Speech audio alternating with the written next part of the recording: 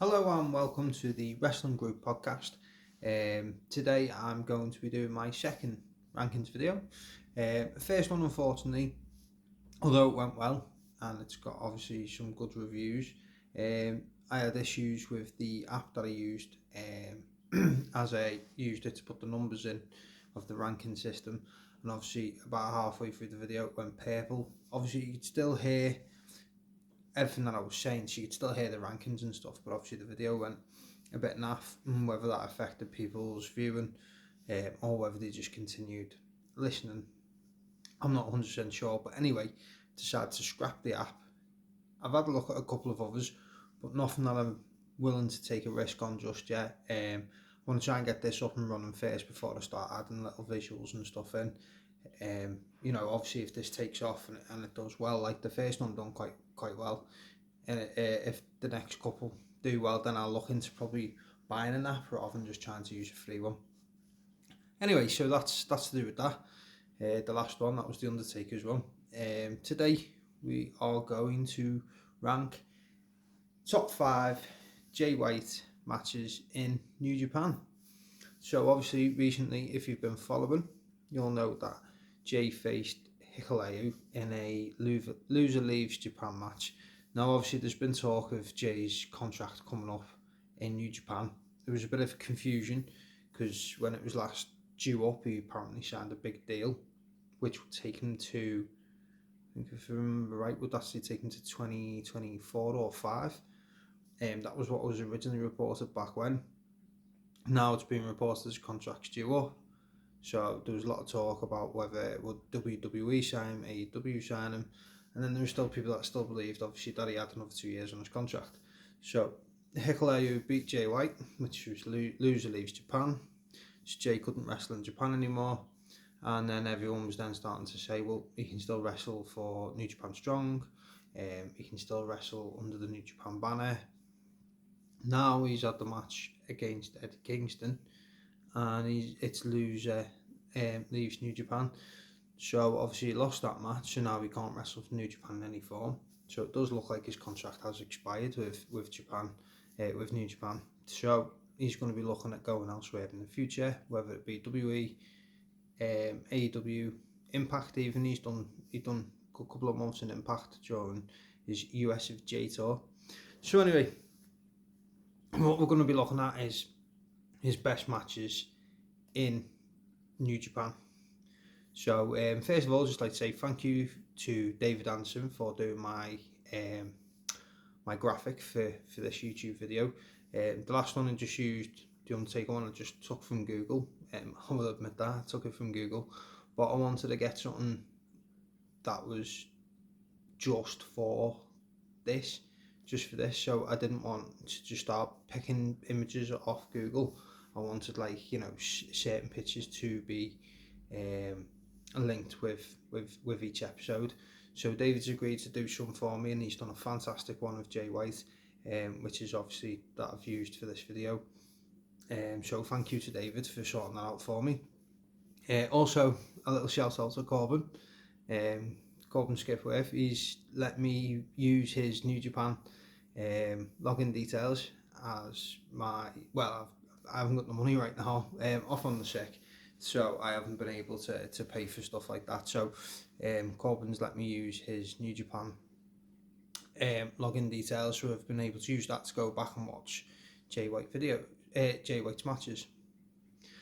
So for me, Jay White in New Japan is fantastic. Like, a massive fan of Jay White. If anyone knows me, they know I love Jay White.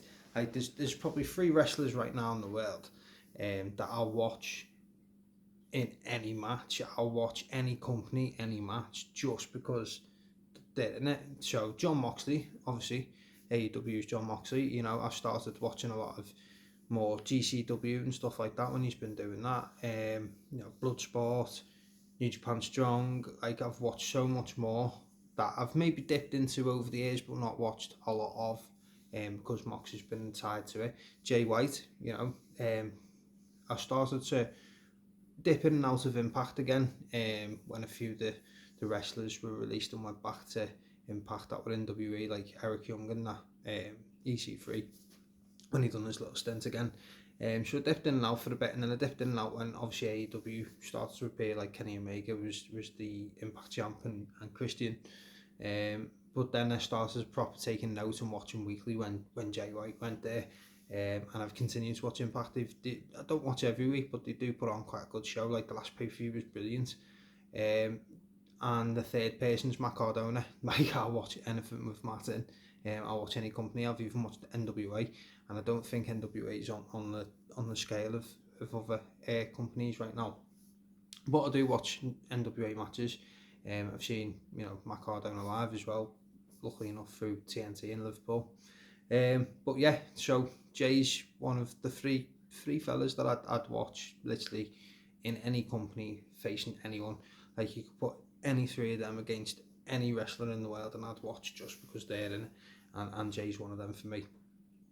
So a little bit concerned about what he's going to be doing next, as I don't want him to go to WWE for the simple fact is I know everyone keeps saying it's different under Triple H, and it remains to be seen with Cody whether it will be different under Triple H, but it's always scary to think of when a big name that's not been in WWE then goes over to WWE. Will they be used right? Like, AJ Styles, when he went over, like, WWE were having, they were like peak time 2016 17.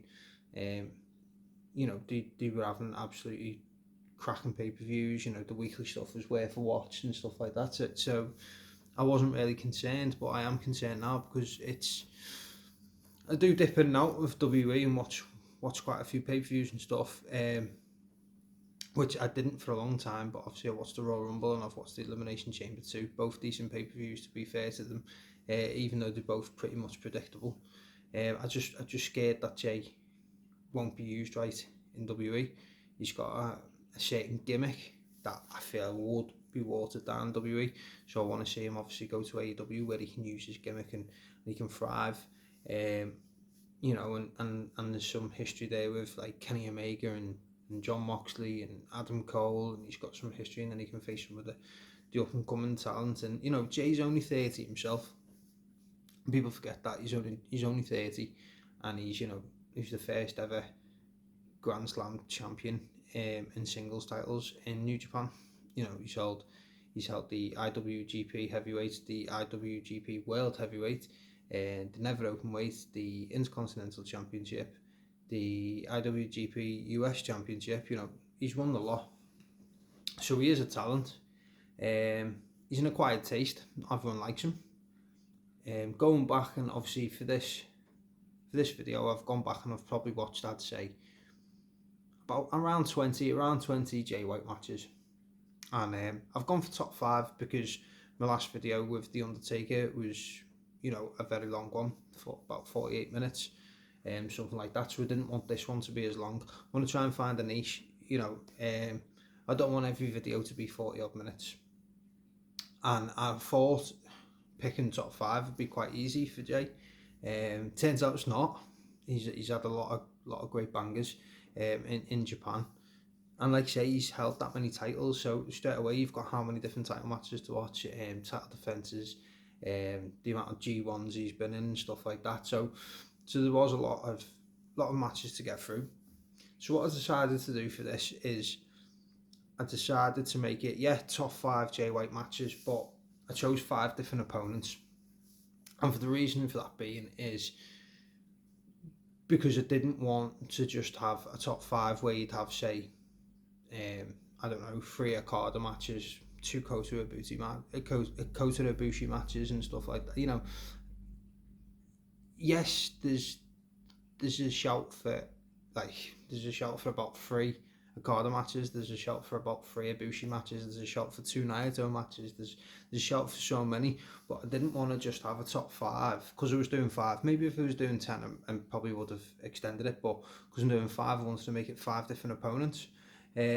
Also, I know a lot of people that will be watching this don't watch New Japan, and that's fine, but you've probably tuned in just for the buzz of Jay White. Like, he is one of the hottest free agents right now, if not the hottest, and obviously there'll be a lot of talk about Jay going to AEW, Jay going to WWE. So if you watch any of them companies, you're going to want to know, what is Jay White about?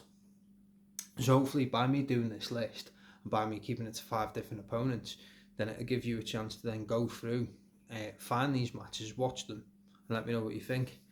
So I'm going to dive into it now. Top 5 to 1. Anyone watching that agrees, disagrees, or whatever, let me know in the comments. I love feedback, any feedback, whether it's to do with my actual video, tell me what you like or don't like, or about my rankings. Let me know what you think. So we're going to go in straight away at number 5. So it was hard, like I say, I only done 5 because I didn't want to keep the video too long, and I thought it'd be easier, and I'd already announced it, so I thought I'd stick to my announcements, and then instead of announcing it as top 5 and then doing a top 10 or a top 20, like I say, I watched about 20 odd matches, about 20 altogether with Jay White's, a lot of the same opponents and stuff, to compare one match to the other, and then started taking a lot of notes and things like that to come into play with how I ranked each match and each opponent. So it was hard really for me to pick even top 5 opponents for Jay. You know, when he started, he probably beat Ospreay and David Finlay with his 2 main. And then he started to come into it, and he ended up with like Naito, Ibushi, Tanahashi, even Takahashi for a couple of matches, and then Okada near the end. And so, but at number 5, I'm gonna go with Jay White versus Will Ospreay, G1 Climax 30. So if you go back to the days of Ring of Honor, when Jay done his excursion in Ring of Honor, and he was a good wrestler, solid, green, like you could tell, plain, boring, didn't have character, just like had a bit of a mohawk thing, and then he'd done this thing where he grew like blonde hair, just wore basic white trunks, white boots, white knee pads, pretty much as basic as you can come.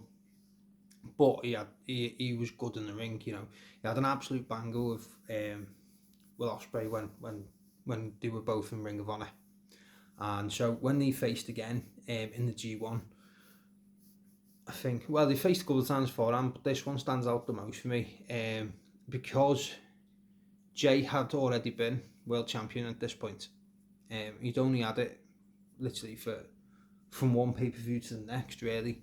He beat Tanahashi for it, which that match, to be honest, just missed out in this top 5. If it was top 5 Jay White wins, that would be in there, but it's not. It's top 5 matches altogether, so it's wins and losses. It's not based just on wins. If it was just wins, that match would be in. It was a big win when he beat Tanahashi. This match against Will Ospreay, like I say, he was just on his way back up again. He was building himself back up to be a main eventer, and it's at the time where Will Ospreay then started to do himself up into the main event as well. So yeah, he was still doing quite a few high flying bits and that, but he was starting to put a bit of beef on, been to the gym, work out, starting to push himself into the main event. And so in this match, some good back and forth, which is what you expect. Like, the good things about Jay is you know what to expect in his matches. You know he's going to go to the outside to take control of the match. You know he's going to slow the match down. So obviously with Ospreay, it's that contrasting styles. Ospreay's fast paced. He's boom, boom, boom, move, move, move, move, move, and then Jay has to then obviously counter him and try and bring the match down, so he can control the match himself. So at this point, I think this was the G1 where he started saying he was going to go all the way, and he started calling it the J1, which was quite good. I enjoyed that, and there's great character building with Jay as he progresses through his career. But this was a really good match, like I say, and we get well, Will Ospreay gets the win. So, I mean, it's one of the matches where it's 50-50 right up until the end, which is good. Like, a lot of Jay's matches, he does control the majority of the match, but in this, it was quite 50-50, to be fair, all the way through. And then he takes the Hidden Blade, and then he gets into a Stormbreaker, and then Will Ospreay gets the win. Really good match, definitely worth checking out. I think the G1 Climax 30 is a really good G1 to look at if you want to watch Jay White matches. There's matches against Ishii as well, which just didn't make the cut.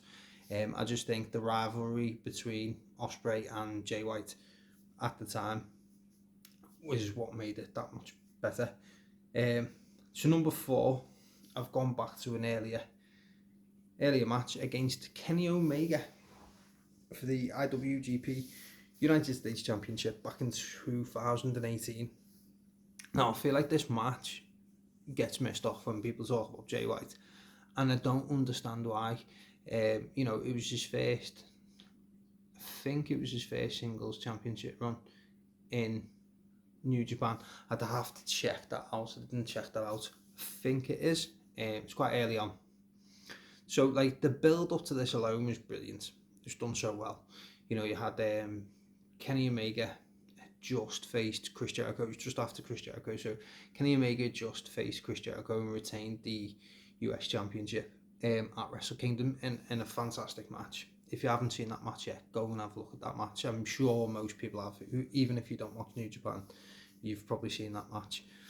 So, I think, if I remember right, it was New Year's Dash straight after Wrestle Kingdom, and they had they were having problems with inside Bullet Club. Bullet Club's fine because you had Cody and his Ring of Honor boys, and then you had obviously Omega and his New Japan boys, and they were starting to clash a bit with inside of Bullet Club, and that's where we got the Bullet Club Civil War. So Kenny obviously said what we need to do to bring Bullet Club together, he said, was to bring in the Switchblade, Jay White. So obviously Jay comes down and he hands him the Bullet Club shirt, and Jay puts the Bullet Club shirt on. I remember like proper freaking out when this happened. It was probably about, it was into my first proper big run of watching everything New Japan, like constant. Which to be fair, with New Japan, when you first get into it, you do start watching everything, and you think you've got the time to watch everything. They've got like G1s, they've got the New Japan Cup, the Best of the Super Juniors, the Tag League, and throughout the year they do all these tournaments, but they're like day, and at first you think you can do it, but you can't. You have to pick and choose in the end, because otherwise you can't watch anything else, literally. So I remember freaking out of Jay White being in the Bullet Club shirt, and I was like, oh my god, this is amazing. And then the next thing is he stands there with Omega, and he just goes, whee! Hits him with the Blade Runner, takes the shirt off, boom.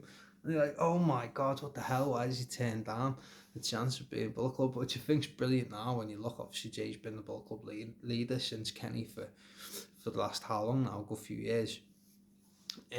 So obviously that was a great build. And then obviously Jay then went and joined Chaos, which was never the right fit. It just felt weird. Like, he done a whole promo thing about being like a lone wolf, and I don't want to be tied down, and then like 2 days later it's like, oh yeah, Jay White's part of Chaos. I was like, what? Why is he in Chaos? It makes no sense at all. And then even when he done his promo about joining Chaos, he was like, oh yeah, and I'm still gonna come for you, Okada, because Okada was the champ. And it's like, mate, you've just joined the faction, and your first thing you're gonna do is go, I'm gonna come for you for the world title. There's no reason why I can't. And it was sort of like, just didn't need to be in Chaos for me. But anyway, match is brilliant. I think it's a lot better than it gets credit for. Like I say, it gets missed off a lot. And I think people got to realise as well, is like, this is probably his first big win that people weren't expecting to happen. Kenny Omega was hot at this point, but obviously they needed to get the US title off him to be able to then push him into the world title scene, and Jay was the perfect person to do that. Obviously the story made it great, because New Japan don't build too much on the stories. Like, I think that was a really good one to do. Simple and plain. Just having not join Bullet Club, join no faction, take Kenny out, and then Kenny's like, fine, I'll face you, and then they go for the belt, and then obviously Jay ends up winning and taking the belt off him. But I just think the significance of this, and the fact of Jay then becoming what he then become in Japan, this is a fantastic start. Match is brilliant. It's everything you expect from a Kenny Omega match. Everything you expect from a Jay White match. again, it's again with the contrast of stars. Like, you see Omega, especially in New Japan, he's like boom, boom, boom. He's like V-trigger, V-trigger, V-trigger. You know, he did Rise of the Terminator. You know, and he's non-stop, go, go, go, and that's how he builds and builds and builds. And I think, like, in this, because Jay then tries to, it's before Jay completely tries to control the match. So in 2018, Jay was still a lot faster than what he become, because his whole thing then later on became about slowing the match down, picking off a body part and stuff like that. He still does work on Kenny's knee, but it's not to the extent of what it is nowadays, should we say. And he didn't go to outside of the ring to try and slow down the match, like, straight from the beginning, which is what he's known for. Because I know a lot of people do moan and say, oh, you know, he spends the first 5 minutes outside the ring and, you know, he's in and out. That's how he controls matches. But, like, the fact that the amount of times, I think, between him and Kenny, that they countered each other, you know, it was just fantastic. It was like counter, counter, counter, counter. But it wasn't like what you'd see in regards to, say, like an Osprey Ricochet, where it's like and counter, counter, counter, counter, like, you know what I mean? It was like Blade Runner counter, Kiwi Crusher counter, One Winged Angel counter, but it was like finishes, and it was big moves, but it flowed so well, especially towards the end of the match. And then we had Jay White hits the Kiwi Crusher, which is a great move, great name as well, and then he ends up hitting Omega with two Blade Runners.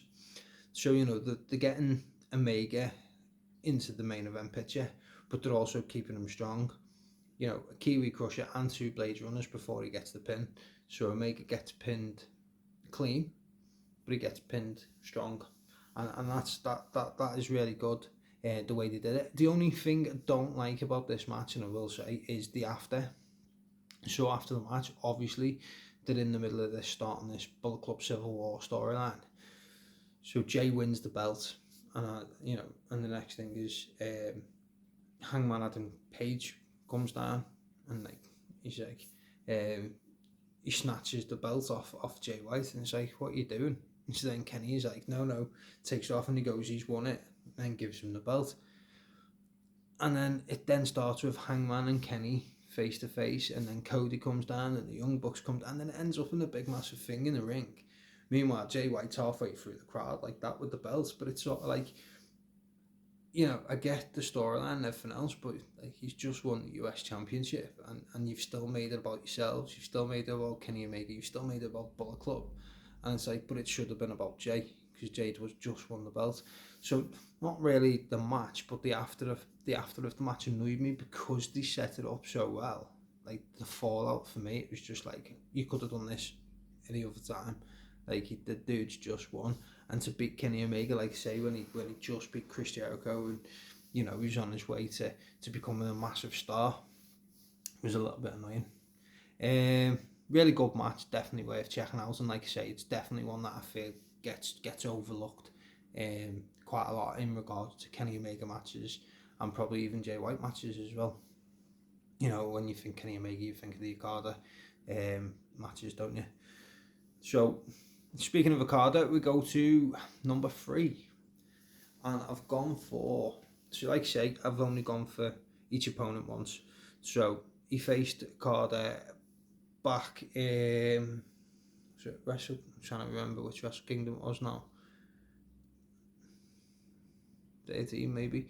He faced Okada early on and beat him inside like 14.5 minutes, which was ridiculous. And I rewatched that, and I was like, you know, that's quite a feat. You know, Kazuchika Okada matches normally go 30 to 40, 50, 60 minutes long. You know, they're not normally that short. It's probably one of the shortest matches he's had in Japan, and it was pretty much dominated. And they've had G1 matches, and they've had other championship matches and stuff in the past. You know, Okada was the one that beat Jay for his first IWGP Heavyweight Championship. But I've gone for the one from Dominion from last year. So, like I say, they faced a couple of times, but I've gone for that one. I think mainly because, for me, this is what cements Jay White as a main event star. This is what puts the Switchblade as a top free agent right now. He'd been world champ and didn't last long. He'd been US champ, he'd been IC champ, he'd been never openweight champ, which was last year. And obviously then he went to Impact with the never openweight championship for like 6 months, and then he was in New Japan Strong as well. So not only was Jay doing really well and being at the top in Japan, he then went and got himself well known in America. And now it seems that we know why he did that, because now it's opened up so many doors. Now bad luck of it is going to go to America in some form, with leaving Japan. So it makes sense to get people to, oh, hang on, who's this guy? So it does make sense, but he made himself an even bigger star by going and doing that. So then when he come back and then he faced Okada and then he beat Okada in this match for the World Championship, it just sort of cemented him at the top. Like, he was already on a main event level, but to cap off that year and the fact that he went to Impact with the title, he showed up backstage, because this was before Forbidden Door. He showed up backstage at AEW. You know, it created that buzz and everyone started looking at him, but he just needed that like proper big win to be at the very top. And I think this did put him at the very top in Japan. You know, probably just under Okada, because like Okada in New Japan is just like a god, isn't he? He's worshipped by everyone. So yeah, I've probably put this up there because it does cement him as a main eventer, whereas even though he had obviously more wins against Okada than Okada did against him, even now, I feel like this was the one where it actually felt like he should win, and it wasn't like classed as a shock. Like, you know, when he's beaten before, it was always like, oh, you know, the underdog Jay White beat him, like that's the way the feel, the vibe. But this was the first time it was a main event Jay White beat Okada, which is brilliant. You know, a lot of back and forth in this match, you know, but Jay, for the most part, for me, controlled that match. You know, he was working on his knee, he was taking him outside every time. Okada starts to pick up the pace and do some drop kicks and, you know, go for a rainmaker. That Jay just brings it back down again. He puts him in the GTO. He just tries to slow down the match and controls it. And at this point as well, like, Jay's not just in ring. Jay's perfect character. Like, he's brilliant character, especially in Japan, where they don't work too much on the characters. He's a great talker in the ring. You can always hear everything he says, and he's just constantly working his gimmick when he's talking. And he's like saying things to them, and he's like that's it. Okada, he knocks him down. I think he hits him with a DDT, and then he turns around to Okada, and he's like, "This is how you run a company." He's like it's Okada's company. This is you as the face of the company. You're disgusting. You know, it's a little bit, and he keeps nabbing, and I think it's brilliant because it's the psychological part of matches as well. And obviously during this past year, 2022, 2021, so the past like 2-3 years, in Japan they kept to the whole pandemic type situation. So in Japan they believed, I'm quite sure what they believed, but basically they said you couldn't be vocal if you were at wrestling shows, if you were at sporting events. So they could all be there together. They could start to wear the masks and stuff, but they believed that it was to do with like speaking and stuff, which I don't understand how, because you're still breathing. Anyway, regardless of why they thought that. So that was still going. So obviously they can still clap. So he'd do his mocking claps and stuff like to the crowd, and he keep turning to the crowd going, Okada, and he's like, he's like, see, you're not that good. They're not even listening. They're not even cheering for you. They can't chant for you. And he's like, he just keeps doing it. And then they're responding with like their version of a clap that sounds like, Okada, Okada. And he's like, come on, cheer for him. And I just think it's just great heel work. It's brilliant because he knows that he's trying to mess with them because they know they can't make any noise vocally. And he's just trying to get them to do it. So they're responding with the clap thing, and he's like, no, it's silent, can't hear nothing. And he's like, you know, this is New Japan under you. It's just silence. It's crap. It's, you know, it's just them bits as well. It's just great. It's not just about the in-ring stuff. It's all about the character, the build-up, and everything that goes into the match. And for me, there's no one better, especially in New Japan, than Jay White for that sort of thing. So we got the... Sorry, just before that, yeah. So Jay White obviously wins this match, becomes the IWGP World Heavyweight Champion. It's the new version, like the butterfly looking belt, which I'm not a fan of. He reverses the Rainmaker into the Blade Runner, which I think is brilliant. You know, it's great the way he counters so much in his matches. It's like counter, and I always like it when they reverse each other's finishes, because it's like, oh, everyone goes, oh, and then you're like, oh.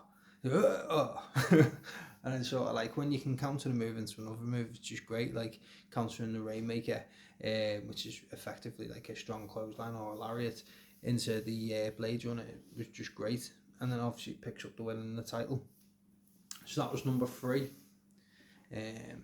So coming in at number 2 is Jay White versus Naito. So got a few choices here in matches against Naito. I think they had some absolute bangers, but I've gone with his match against Naito at Wrestle Kingdom 14. Yeah, Wrestle Kingdom 14. So this was for the IWGP Intercontinental Championship. So if you remember back when, or if you don't know, I'll tell you. So they had the Intercontinental Championship, which they don't have anymore, and they had the World Championship. So you had was it Okada and Ibushi? Okada and Ibushi for the world title, and Jay White and Naito for the Intercontinental title. And then the winners of both of them matches would then face each other on the second night, which ended up being Naito versus Okada for both belts. So obviously Naito ended up winning the both belts together, which was brilliant for him. You know, I felt like Naito gets overlooked quite a bit in New Japan compared to where he should be. Feels like he should just be under like Okada. But this match, fantastic, brilliant match. Again, great character build, great heel work. You know, we had Gedo come in the ring and distract the referee. So then Jay then take control of the match early on. Slides Naito into the ring post and catches him. You know, we all know that hurts. And then he starts picking at Naito's leg. He's doing like the cloverleaf. He's doing again the GTO. And he just keeps working at the knees. Then when Naito then tries to pick up the pace, and you know, he starts firing at him, and he's like going faster and faster. Like a lot of the Japanese wrestling, especially these types, like your Ibushi's, your Naitos, your Okadas, even Ospreay as well. No, he's not Japanese, but even Ospreay as well. Like they're not fast paced. It's like when they start to pick up the pace, you can tell. And then Jay White always slows them down, kicks him back on the knee. Naito sells the knee really well. And like I say, then you get Gedo coming in, distracting the ref. So he slides in a chair, goes to get in, goes to hit Naito with the chair. Naito stops him. And so as he stops him, Jay White low blows him. And it's just like, you know, it's just all them little bits. Like obviously the ref was down at the time, so then he hits him with a low blow, which is a great heel move and one that Jay uses quite a lot. And then Gedo gets back in again, distracts Naito again, he goes to kick him, Naito grabs his foot. Anyway, turns around, and then Jay just lamps him with the chair. Don't even think he keeps hold of it. I think it's one that where they do the strong throw and it just goes off his head and he's down. But then obviously he's knocked down the ref. So the ref's not there. So then he's looking for the ref because he's like, oh, I've just knocked him clean out with a chair, but I can't pin him. Well, that was good. And then the end, even like the build up to the end, you know, he goes for the Blade Runner, gets reversed. He ends up getting hit with a Destino, doesn't work. Gets hit with a second one, doesn't work. Goes for Blade Runner, gets countered, and then gets a third Destino. So again, although Naito wins the match, and Naito is the one that goes on to main event night 2 of Wrestle Kingdom and goes for both belts and ends up winning them. Like they still keep Jay strong, and that was the main thing for me, is they still kept Jay White strong. Like, you've seen it before. Like, he could have easily been pinned off one Destino, but taking 3, it was just great. Like, they'd done really well keeping him. Because then, obviously, that ended his Intercontinental Championship reign, but it didn't necessarily end Jay White as being a main eventer. And then they could push him the following year. Which brings us to numero 1 against Kota Ibushi. So again, Ibushi is an opponent Jay White's faced on many times. They actually faced that year at Wrestle Kingdom. The next night they faced on night 2, sort of like loser versus loser. They've had an absolute brilliant match in the G1 finals. So again, like I say, I did want to keep it to one match from each opponent. So if it didn't, these both were probably in there, the G1 and the Wrestle Kingdom match. But I watched them back to back to compare, same as what I did with Shawn Michaels and Undertaker for my last one. And I've gone for the one at Wrestle Kingdom. Probably because it's the main event of Wrestle Kingdom. Probably because it's for both championships. So both men missed out on the chance to be double champion the year before. And then Ibushi ended up winning both belts. Night 1 against... I think it was against Naito for night 1. He ends up taking the both belts, and then he faces Jay White on night 2 to defend them. So although, again, Ibushi gets the win and Jay's left without a win. So which is funny actually, because it's my top 5 and 3 of the matches Jay loses in. But that's the thing with this type of character, and because he's a heel, like, he still seems like a big deal even though he loses. Because like then when he wins it means so much more, if you get me. But he's like a Triple H. Like, if you face Triple H and you beat him, it's a massive deal. And because the way they built Jay White going up and up and up, so that when these other people were then starting to push on, like Naito was getting pushed onto the main event, so then he beats Jay White, and that like pushed him on a upward trajectory, if you like. And then obviously Ibushi just won both belts, so who's he needs facing his defence? Jay White. All right, okay, so he's won the belts and then straight away defend them against Jay White. So they played a lot into the story, obviously, that Jay didn't wrestle on the first night and Ibushi did. So obviously Jay takes control of the match. I'll probably say for even more than half of it, Jay's in control, which is great. You know, again, it's all about slowing down the match. He drops Ibushi on his neck, on the ring apron. You know, he brings him through the ropes like sort of Randy Orton-esque and hits him with a DDT. You know, it just constant heel work again. Just keeps taking him outside the ring and keeps dropping him on his neck. Like, Ibushi just takes neck drops like there's no tomorrow. It's ridiculous how much punishment he puts his own neck through. Is just, it's unreal. Again, Ibushi, another great free agent right now. But yeah, so this match ends up going about 48 minutes. And it's not like, oh, is it still going? Is it still going? It's brilliant all the way through. And then there's a big build up to the end, which is great. You know, Jay White looks like he looked like he was going to win. Obviously at the time I wasn't entering, like I say, massive Jay White fan. But even to the point of 48 minutes in, and Jay's controlled a lot of the match, and then Ibushi's come back and started to get back into it. It was still 50-50. You still couldn't tell what was going on. You know, there was like you know, a Kamigoye and a kick out at 2, and a Blade Runner, a kick out at 2. I'm sure this was the match as well where Ibushi became the first person to actually kick out after a Blade Runner.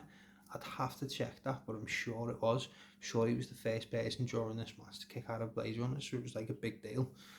And then he goes for another Blade Runner, gets reversed, goes for the second one, a third one in the match, but a second one in a row, and gets reversed again, and then gets hit with the Kamigoye to the back of the head, which was brutal. And just got bang. And then after he hits him with it in the back of the head, he keeps over his hands, brings him round, picks him up, and then does it to his face as well. It's like, Kamigoye!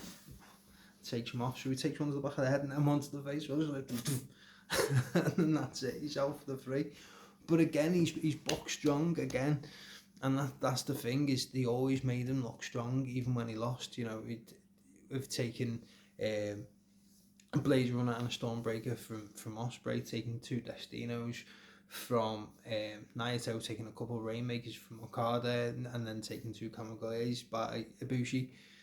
So even though he loses in 3 of me 5 matches, he controls most of the match. He's brilliant in his character work that he does. Like say, he's a constant talker. He's just slows down a match, and the type of wrestler he looks, he doesn't look like someone who's going to control a match, who's going to start working on a body part. He always picks off like a knee, and starts working on them, especially the likes of a Bushi, your Naito, your Ospreys, your Omegas, your Okada's, all these faster style wrestlers. You pick off a knee, it takes out so much of the work. Also in the matches, the amount of counters and stuff he does, he's brilliant at countering, so he can slow down a match and control it at his own pace. He works on like with GTOs and cloverleafs and stuff like that. And then obviously he's so good with the counters. Like say, there's finisher counters in there, there's different move counters. Like he's so clever the way he works, and I just feel like that now is the time for him to start looking. Although I was upset when I found out he was going to leave New Japan. Of course, New Japan are down a main event star, and doesn't look like anyone else is on the way up right now. And I'm also scared that he'll end up in a company that won't use him right.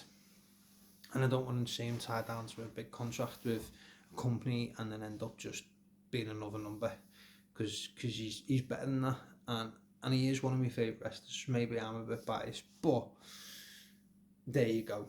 So I've gone, my top 5 is Ospreay, G1 Climax, Kenny Omega for the US Championship, Okada, Dominion last year for the World Championship, Naito, Intercontinental Championship, and Ibushi for the Intercontinental and World Heavyweight Championships. So there's my top 5. Do you agree with my JY top 5 in New Japan? If not, let me know in the comment section. Let me know what your top 5 are. I'll be interested to see. If you do, brilliant. But yeah, as always, give me a like, give me a comment. Subscribe to my YouTube channel if you haven't already. If you haven't watched many Jay White matches or any Jay White matches, check out those 5 first before you check anything else out, and then let me know in the comment section exactly what you think. And just interested now to see, where will Jay White show up next? Will he go to the dreaded E? Will he go to AEW and be a main event star? Will he return to Impact for a few months? Who knows? But it will be interesting to see what is next for the Switchblade Jay White. So as always, thank you for watching. I've got a couple of rankings videos that have been suggested already to me. A lot of them are WWE heavy, and I will do a lot of WWE rankings videos, obviously, because it's a massive company with a massive history. Got no problems with that, and I will do them at some point, the ones that you've already suggested. But I just don't want to do WWE after WWE after WWE. That's what everyone does. I want to mix it up. I want to be different. Like, I don't think I've ever seen a video or a ranking system based on just Jay White in New Japan. So hopefully I'll be the first one, and hopefully you've enjoyed it. So give us a suggestion for any others. I'm open to Ring of Honor, Impact, New Japan, WWE, even WCW. I didn't really watch much ECW, so I'll stay away from that, because I don't want to start rewatching something or watching something for the first time.